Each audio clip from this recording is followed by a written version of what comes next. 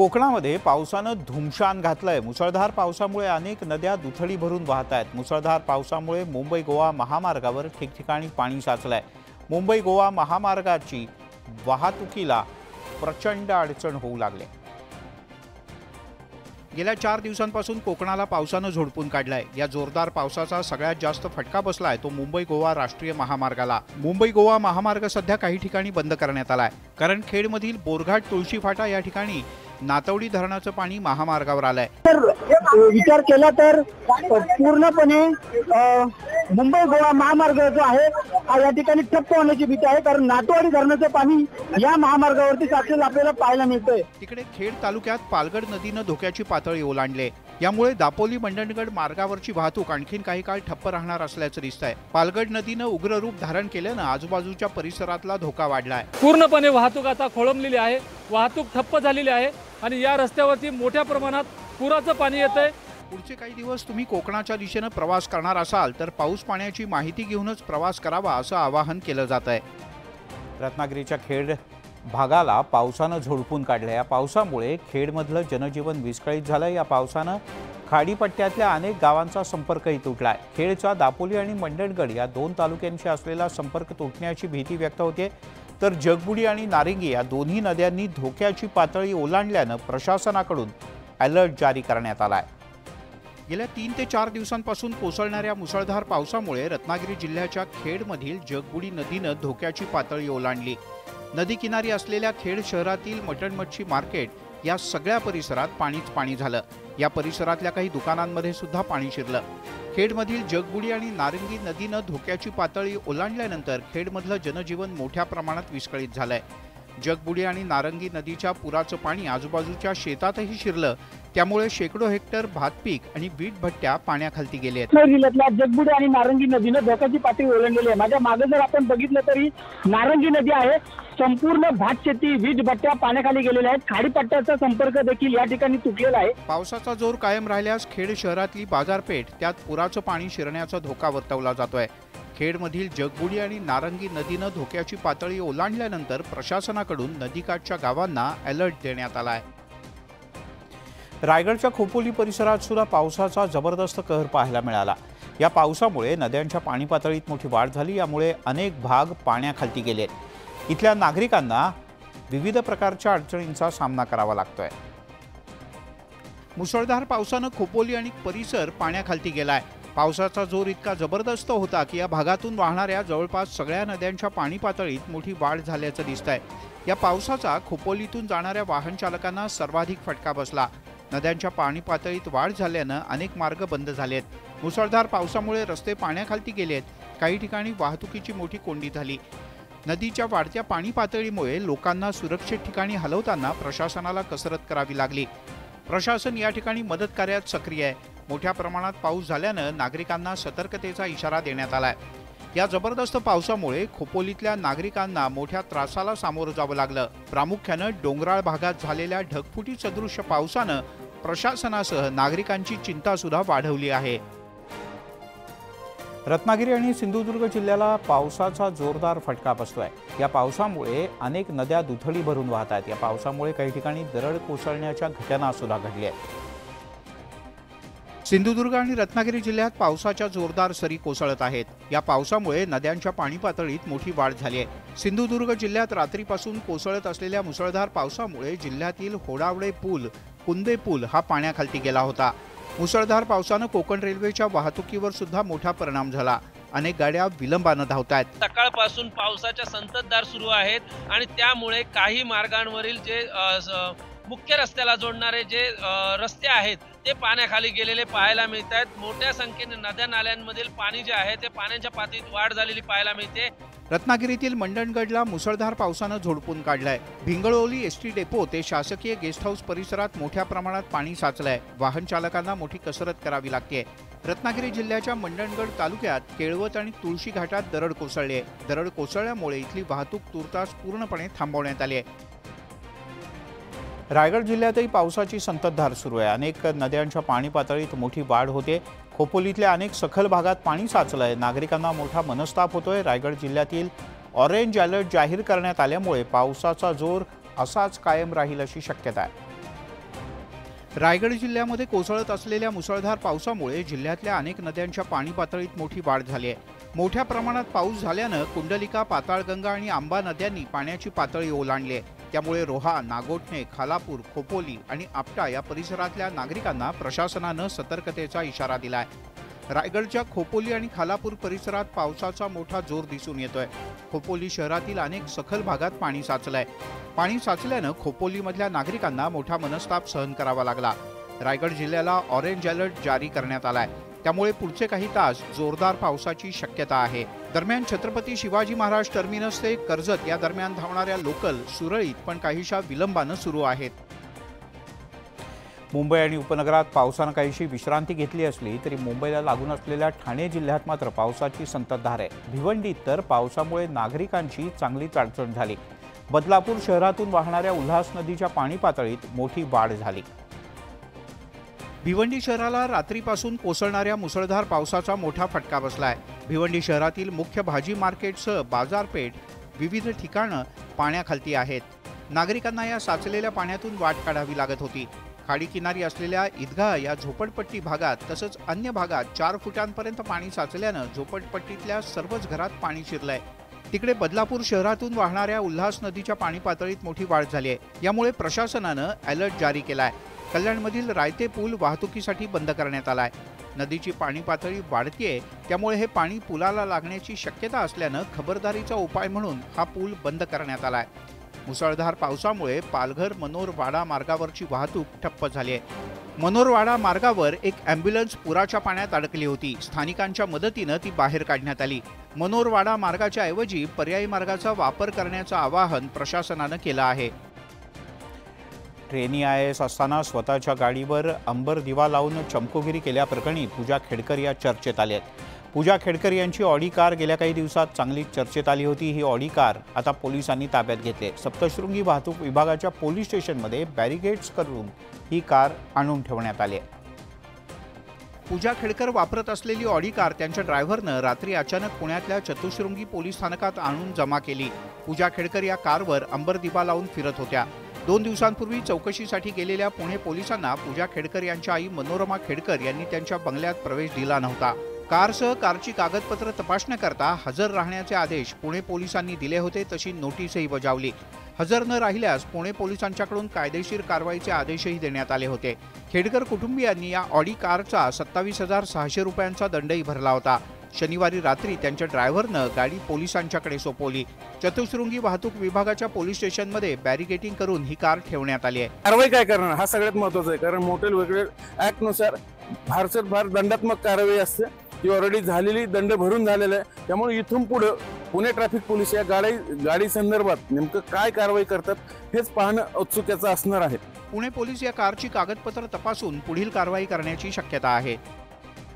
IAS अधिकारी पूजा खेडकर वादाच्या भोऱ्यात सापडले। ट्रेनी IAS अधिकारी असताना स्वतःच्या गाडीवर अंबर दिवा लावून चमकोगिरी करणं तसंच निवासी जिल्हाधिकाऱ्यांचं केबिन बळकावणं अशा विविध कारणांनी त्या राज्यात चर्चेचा विषय बनले आहेत। न्यूज 18 लोकमतचे प्रतिनिधी विलास बडे यांना दिलेल्या विशेष मुलाखतीत पूजा खेडकर यांचे वडील दिलीप खेडकर यांनी त्यांच्यावरचे सगळे आरोप खोडून काढले। पूजा खेडकर यांनी ऑडी कारवर अंबर दिवा वापरल्याबद्दल त्या चर्चेत आल्या होत्या।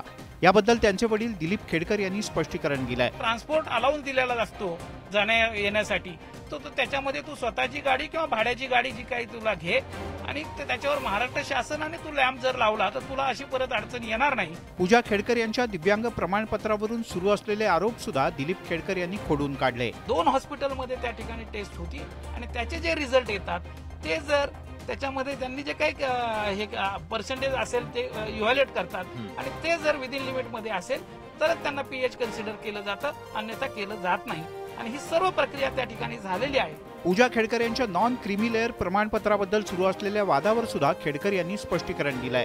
प्रॉपर्टी आणि उत्पन्न याच्यामध्ये फरक आहे। तुमचं उत्पन्न किती आहे त्याच्यानुसार क्रीमी लेअर लागू होतं। कुटुंबियांना बदनाम करण्याचा हा राजकीय कट असल्याचं सुद्धा दिलीप खेडकर यांचं म्हणणं आहे।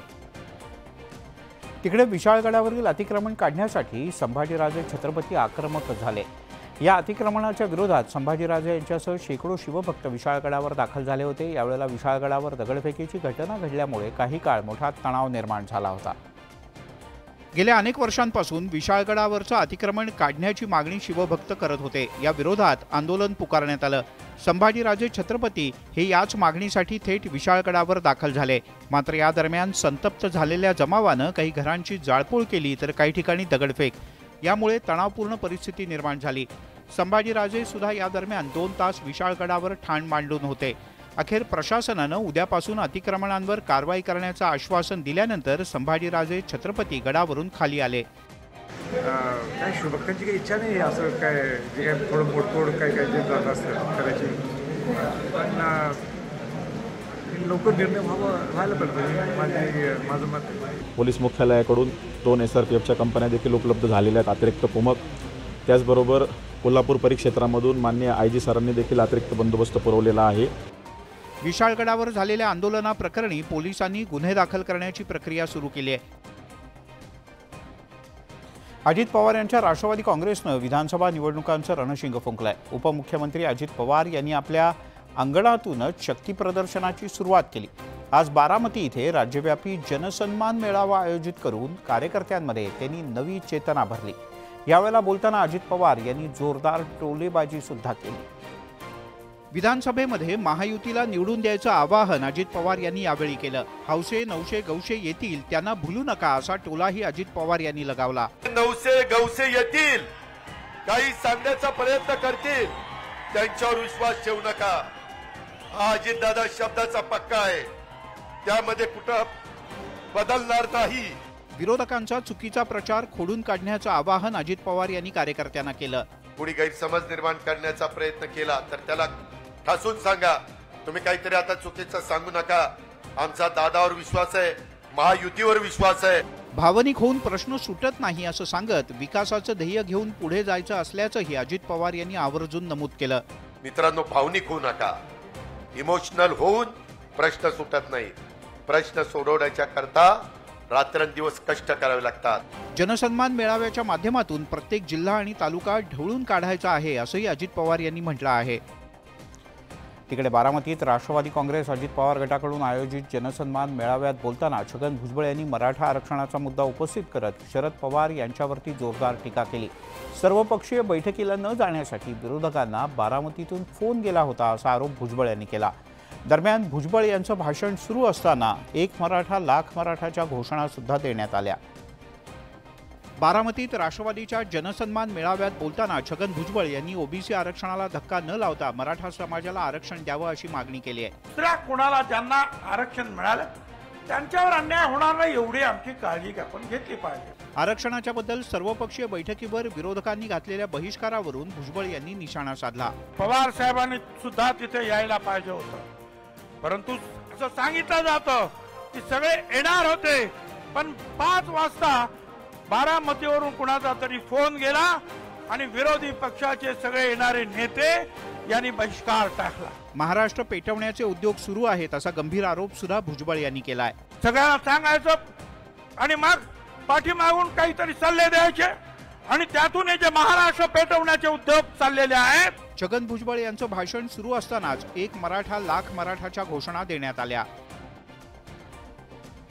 मनोज जरांगे पाटील यांनी आरक्षणासाठी आक्रमक पवित्रा घेतलाय। विधान परिषद निवडणुकीमध्ये ओबीसी उमेदवाराला मत देणाऱ्या मराठा आमदारांना पाडण्याचा इशारा जरांगे पाटील यांनी दिलाय।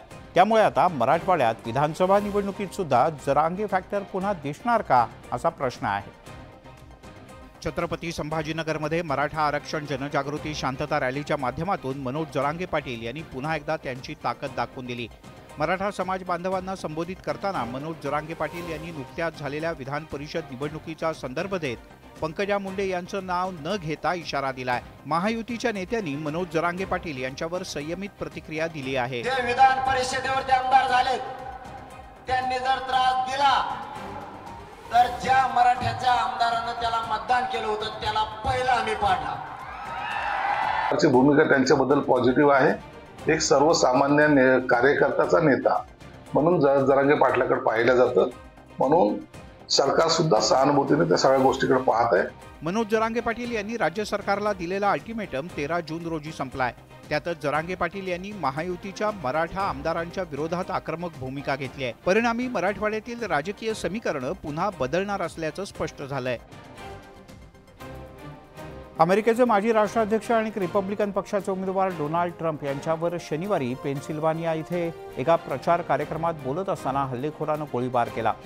डोनाल्ड ट्रम्प यांच्या उजव्या कानाच्या वरच्या भागाला गोळी चाटून गेली.